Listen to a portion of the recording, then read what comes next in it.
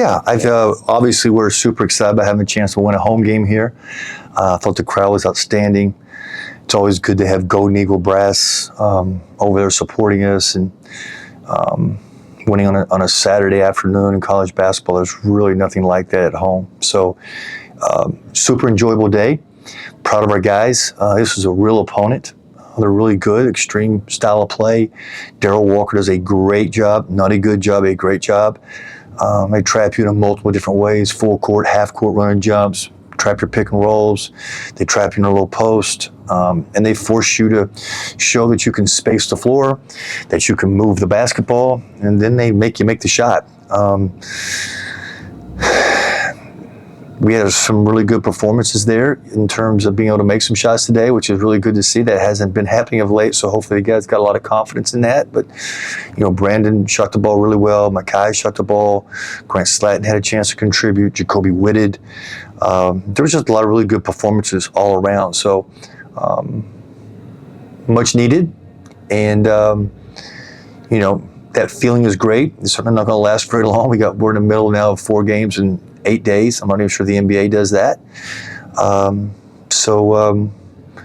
Where we had 48 hours, where we had 4 days to prepare for this game, and a lot of physical practice as well, we're going to probably have 48 hours to get ready for this one. So totally different.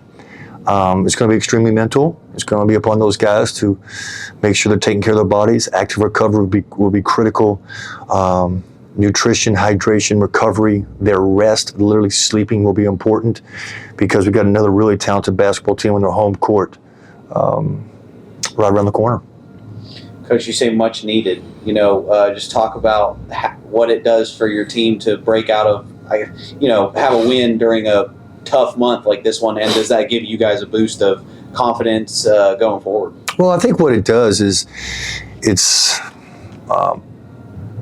a good result, right? So now we got a chance to go back to the drawing board and see if we can't stack good possession on top of good possession on top of good possession. If you do that enough, you get stops, you get shots. Tonight we're able to build momentum throughout the course of the game, and it put us in a situation to control the outcome.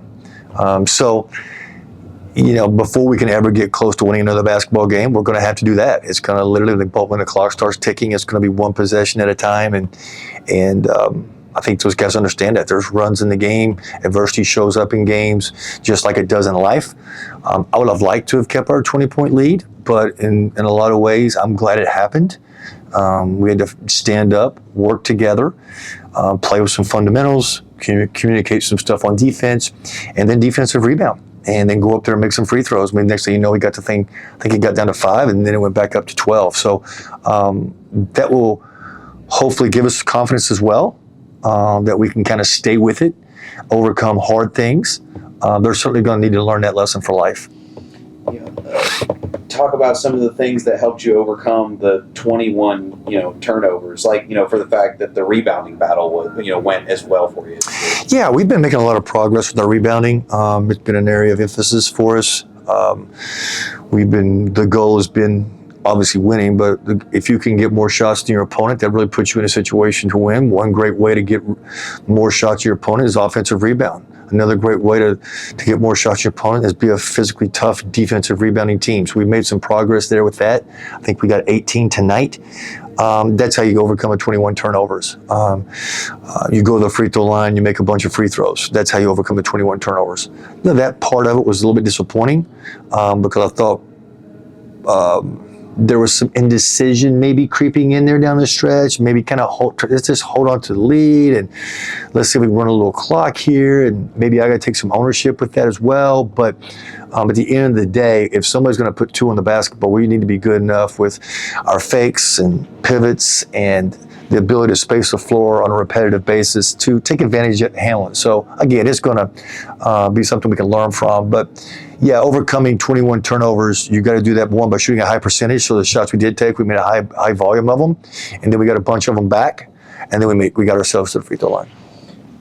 Speak more to what Coaches for Cancer means to you and the rest of the guys on your team. Yeah, I think that one, there's a lot of people out there that are affected by this disease, and they're either already been affected, they are being affected, or they're soon going to be affected. So it's a partnership. It really is. It's once you get into it, and I've been having to deal with it now for the last 2 to 3 years, with it hitting super close to home, which I had never to this point in time. It changes a lot of things. It really does. So. Yeah, particularly here with my wife Tracy, the last 144 days and having colorectal cancer. That's why I had the blue shoes on. It's not for Kentucky. The color of colon cancer is blue, just like pink is for breast cancer. And I'm not sure what the red is for, but that's why that was. So, yeah, it's close to home. And when you live in a place like Cookeville, community is really important. I can't tell you how our players have embraced my wife. Their thoughts and prayers are incredibly humbling. And we believe there's power in prayer. And so when somebody says they're doing that for us, we don't take that lightly. It is extremely humbling.